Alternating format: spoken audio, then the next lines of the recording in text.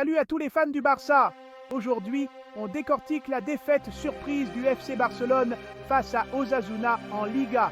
Un match qui s'est terminé sur le score de 4-2. Une défaite qui a choqué de nombreux supporters. Alors, analysons ce qui s'est passé. Quelles ont été les raisons de cette contre-performance inattendue? Premièrement, les choix tactiques de Hansi Flick. L'entraîneur a pris des décisions audacieuses qui n'ont pas porté leurs fruits.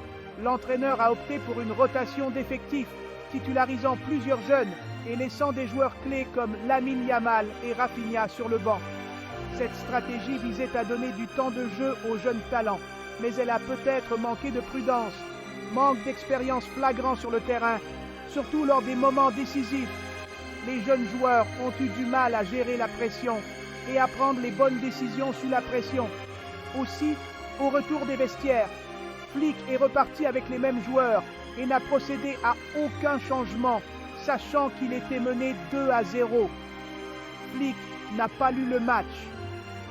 Deuxièmement, la défense barcelonaise a craqué face à l'attaque d'Osasuna. Les erreurs défensives ont été nombreuses et coûteuses. Les buts de Budimir à la 18e minute et à la 28e ont mis en lumière des failles dans l'organisation défensive. Ces erreurs ont permis à Osasuna de prendre l'avantage et de maintenir la pression sur Barcelone. Des erreurs impardonnables, comme la faute de Sergi Dominguez offrant un penalty, ont coûté cher. Ce genre de faute montre un manque de discipline et de concentration. Parlons maintenant des performances individuelles. Chaque joueur a un rôle crucial à jouer et leurs performances peuvent faire la différence entre la victoire et la défaite. Iñaki Peña, remplaçant Ter Stegen, a livré un match en demi-teinte. Bien qu'il ait fait quelques arrêts importants, il n'a pas été à la hauteur des attentes. Surpris sur le deuxième but et incapable d'arrêter un tir crucial, il a manqué de solidité. Cette performance montre qu'il a encore besoin de temps pour s'adapter à la pression des grands matchs. Offensivement, le Barça a manqué de mordant. L'équipe a eu du mal à créer des occasions franches et à les convertir en buts. Malgré quelques occasions, Robert Lewandowski a été transparent durant la première période. Ferran Torres, hormis ses deux apparitions, a été inexistant durant le match. Quelques occasions se sont présentées, mais l'équipe n'a pas su les concrétiser.